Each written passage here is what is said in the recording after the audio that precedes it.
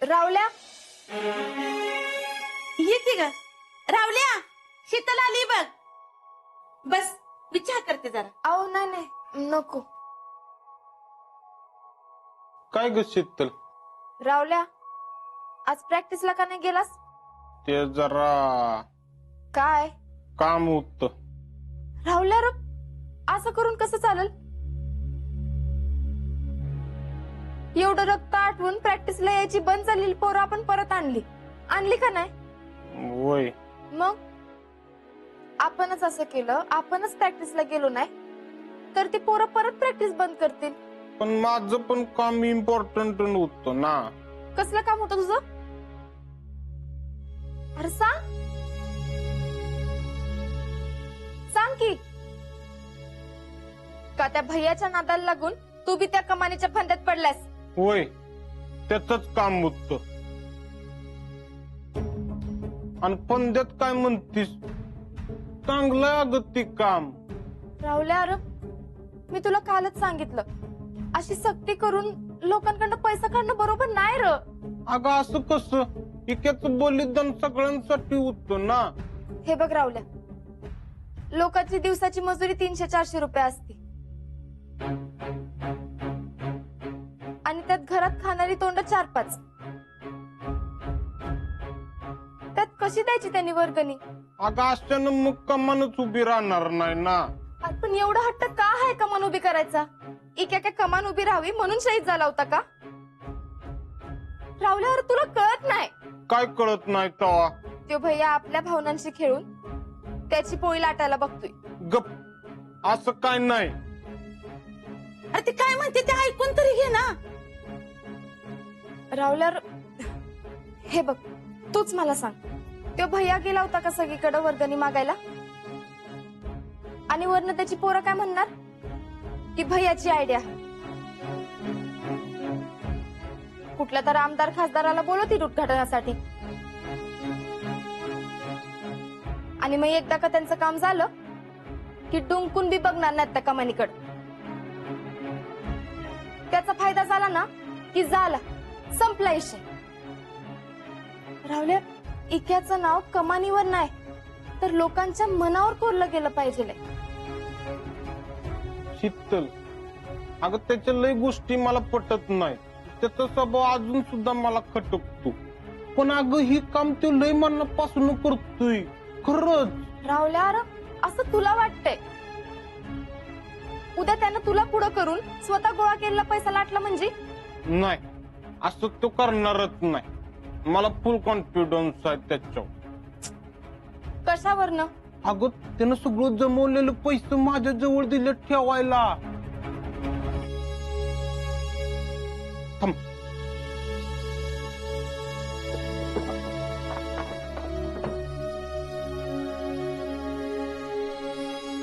हे बघ.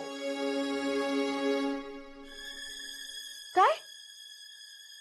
होय शीतल, रात्री हो पैसे घेऊन आला ना तर मला सुद्धा असंच झालं बघ. मी त्याला म्हणलं, बाबा कशाला परक्याचं धन आपल्या घरी घेऊन आलायस म्हणून. कळलं का आता? राहुल्या, अरे पण शीतल, सारखं सारखं नाव ठेवून उपयोग नाही. अगं तो आपल्या इक्यासाठी एवढं करतोय, त्यातच लय झालं. अगं आपण जसं आपल्या परीनं करतोय तसं तो त्याच्या परीनं करतोय. आणि त्याची भावना चांगली नसती तर माझ्या जवळ दिलं असतं का पैसे ठेवायला? आणि तो मला म्हणला, राहुल्या कमानीचं सगळं आता तू बघायचं. म्हणून आता कमान होईपर्यंत मी थांबणार नाही.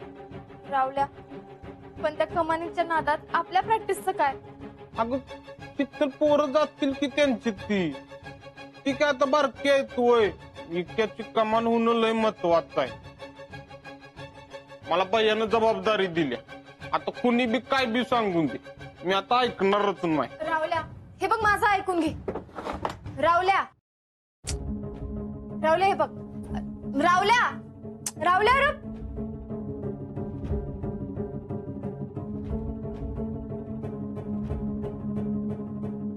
नेमकं काय चाललंय या भैयाचं काय कळना. पण काय तर मोठा प्लॅन नक्की आहे. एवढ्या सहजासहजी तो रावल्याच्या हातात सगळा व्यवहार देणार नाही. सावध राहायला पाहिजे. नाना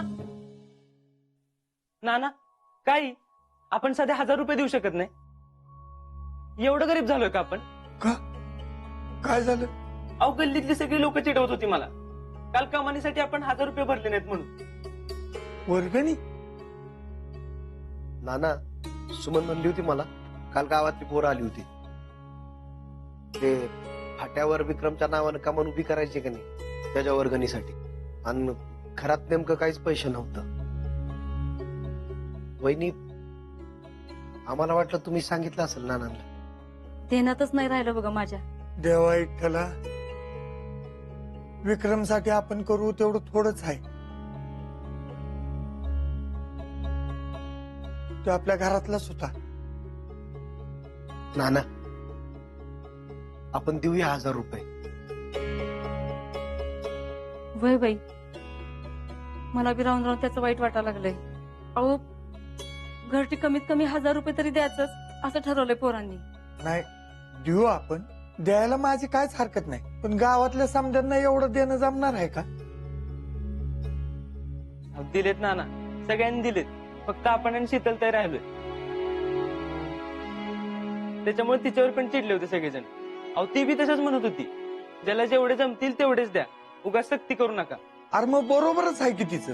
अहो काय बरोबर आहे नाना? मला सांगा, कमान बांधायची म्हणजे पैसे लागणारच ना. आणि आता सगळ्यांना तुमच्या मर्जीने द्या असं म्हणल्यावरती कोण देणार आहे? आता हे तुला कुणी सांगितलं? मला आपला गोट्या दादा म्हणत होता. बर, देऊ आपण पैसे. पण शीतल असं का म्हणली असेल? मला काय माहित. नाही, खरंच तसं काहीतरी कारण असणार. त्याशिवाय ती असं बोलणार नाही. ते आता तिचं तिलाच माहिती असेल. वहिनी, ग्रामसभेत पण भैयानं जेव्हा हे विषय मांडला ना, तेव्हा शितलीने विरोध केला होता त्याला. अहो पण ती कशाला या भानगडीत पडती? तसं कसं? सगळीकडे शेंडा हाणायचा असतो मॅडमना. गौऱ्या, अरे तसं नाही रे काका, वागतीही आणि मला सगळं ऐकून घ्यायला लागते. मोठी बहीण आहे तुझी, बोलताना जरा विचार करत जा. तुम्ही फक्त वर्गणीचे पैसे द्या, मला बाकीचं काय म्हणायचं नाही. बर, आजच देतो मी.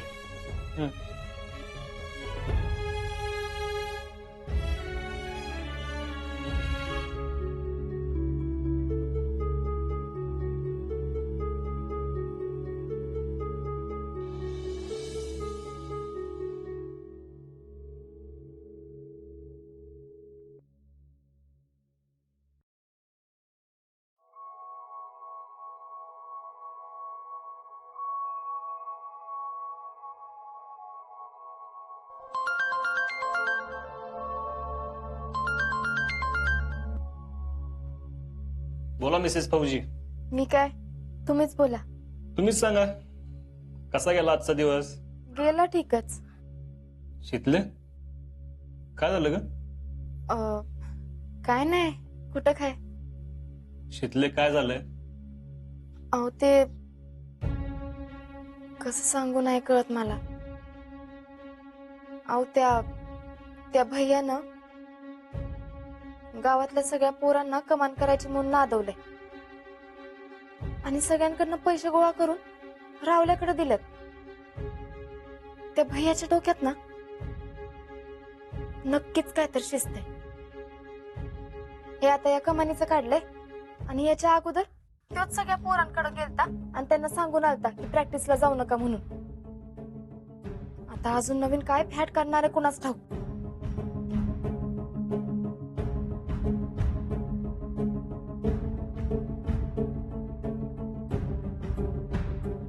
शीतले, ऐक, तू तिकडं अजिबात लक्ष देऊ नको.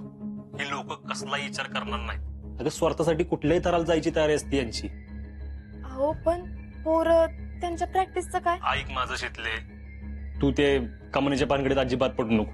तू कॉलेजकडे लक्ष दे, बघू त्याला काय करायचं ते करू दे. लोकांना पण कळायला पाहिजे ना आता. अहो तेच तर सांगते मी, ते भुलवतोय सगळ्यांना. शीतले, मी तुला काय सांगितलं? बरं मला सांग, कॉलेजचं काय ठरवलंयस? बाहेरून करायचं म्हणते. नक्की? नीट विचार केलायस ना? होय हो. घरातली कामं, कॉलेजला येण्या जाण्यातला वेळ लागतोय आणि मग घरातली कामं झाली नाहीत की मामींची चिडचिड होती आणि मग हे सगळं करण्यात अभ्यासाला वेळच मिळत नाही. बर, तुला वाटतंय ना घरी बसून अभ्यास होईल? कर मग तसं. होय, असं करून दोन्ही कामं करता येतील, घरातली कामं बी आणि कॉलेज बी. पण काय झालं तरी कॉलेज थांबू देऊ नको. नाही, नाही थांबू देत. तुम्ही काय करताय? मी मी काय कपडे धुतोय बाई. कपडे? आणि ते बी आता? आता काय दिवसभर येळच नाही मिळाला, मग काय. येतात का कपडे धुवाय? हा, येतात आता. बायको नाही इकडं म्हणल्यावर काय, येईल तशी धुवायची. मग बायकोला बी न्या की तिकडं. अशाला बाई, मी सुखात आहे बघून हवे तुला. काय? मग राहा तिकडच कायमच. फोन तरी कशाला करताय हो? मी कुठे केलाय? तूच केलायस की फोन. लई होते हा आहो. हे अगं गमतीनं बोललोय मी. गप बसा, तुम्हाला तेच बोलायचं होतं आणि आता बोलताय गमतीनं बोललो. आता तर तुम्ही गमत बघा. करते हा मी फोन, वाटच बघा तुम्ही. शितले sorry.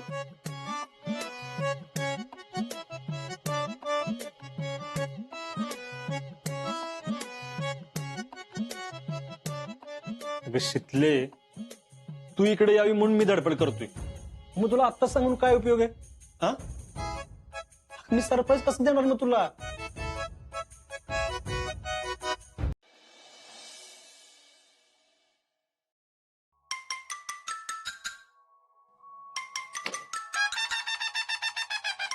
What a surprise!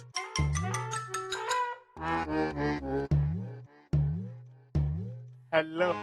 Rahul, कामात आहेस? न न न बोल की.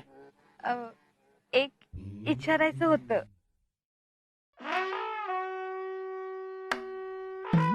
काय विचार की. मी कविता केलीये पण अर्धीच झालीये. पुढच्या 2 ओळी सुचतच नाहीये. मग तू सुचवशील?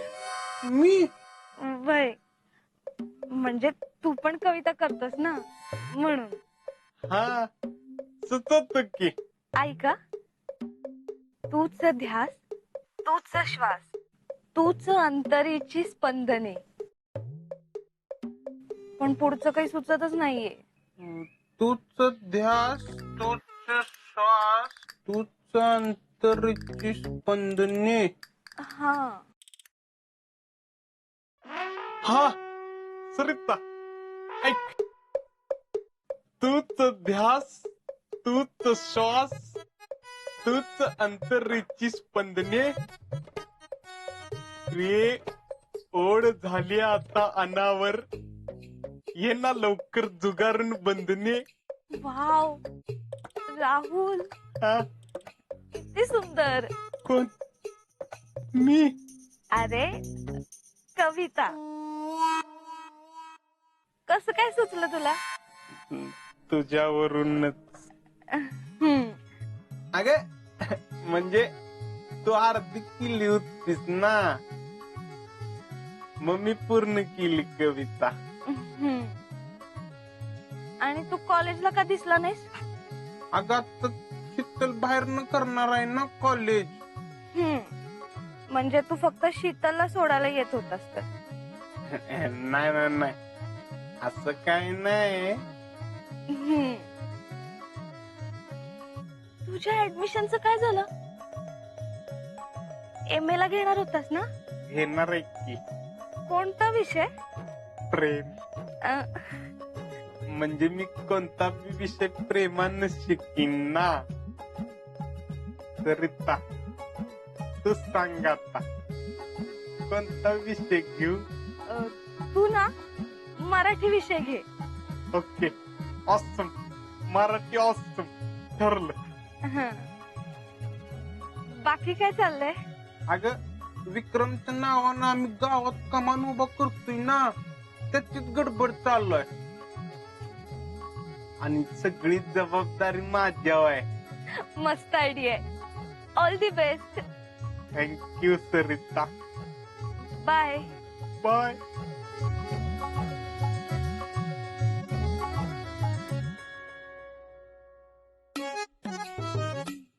सरिता, ए सरिता, मला आयुष्यभर तुझ्या अर्ध्या कविता पूर्ण करायला आवडतील.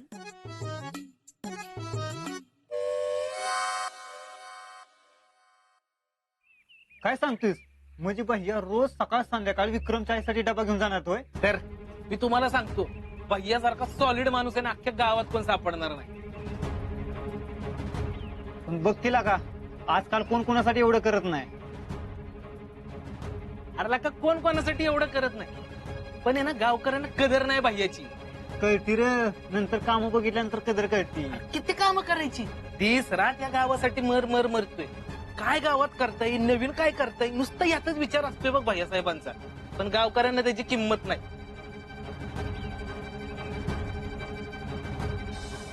नमस्कार मावशी, येऊ का? अगं बाई भैया, बसा तुम्ही कुठं उठताय? बसा.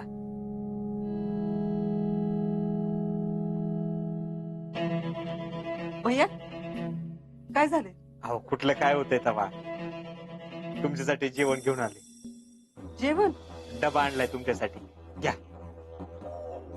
हे आणि कशाला रे? तुम्ही असं स्वतः करून खाता, बरं दिसतं का हे? ते काय नाही, आजपासून तुम्ही स्वयंपाक करायचा नाही. आमच्या घरनं तुमच्यासाठी डबा येईल रोज. एक वेळा आम्ही उपाशी राहू, पण तुम्ही जेवल्या पाहिजे. अरे पण काय नाही म्हणू नका, एवढ्या चांगल्या मनानं आणले त्यांनी तर. अहो पण हे सगळं कशासाठी? आणि तसं मी माझ्या हातनं मी करतेच की.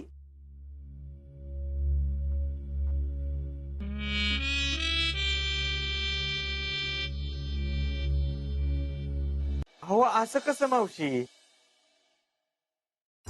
तिकडं विक्रमनं अख्ख्या देशाची जबाबदारी आपल्या खांद्यावर घेतली होती, आणि इथं आम्ही तुमच्या जेवणाची जबाबदारी घेऊ शकत नाही. तू आमच्या जिंदगीवर. अरे पण हे अहो मावशी, पण बिन त्यात काय? भैया काय चुकीचं बोलले त्यात? अहो काय नाही, पण एवढी तरी मदत करू दे की तुमची आम्हाला. आता विक्रम असता तर त्याने तुम्हाला कुठल्या कामाला हात लावू दिला असता का? हा बरोबर आहे भैयांचं. हा मावशी, आणि इथं आपल्या फाट्यावर कमानीचं काम जोरात चालू आहे बरं का. शहीद विक्रम राऊत प्रवेशद्वार, चांदवडी. आणि मावशी, ही कल्पना भैयांचीच बर का. म्हणजे ग्रामसभेत ते बोलले होते, पण आता स्वतः पुढाकार घेणार आहेत भैया. बरोबर, असू दे. मावशी, जरा 2 मिनिटं आत येतीस?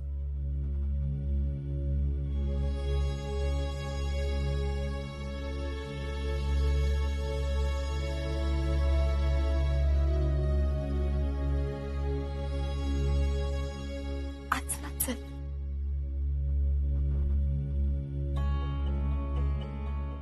मावशी, डबा घ्यायची काय गरज नाही.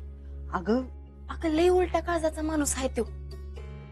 इक्या होता तो एक शब्द तरी नीट बोलला होता का? आता बरं सुचलं यायला हे सगळं.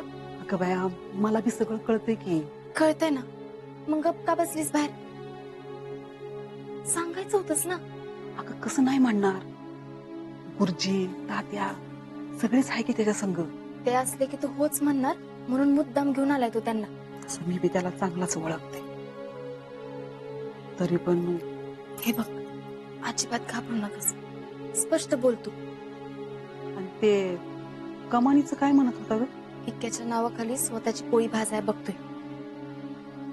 गावातल्या सगळ्या पोरांना वर्गणी मागायला लावल्या. सक्तीनं वर्गणी गोळा करून असं कोण करते का सांग बरं? आणि हा, वर्गणी दिली नाही तर गावभर बो मारत बसले. मग आता कसं ग? आता बिता काय नाही, तू स्पष्ट नाही म्हणून सांग त्याला.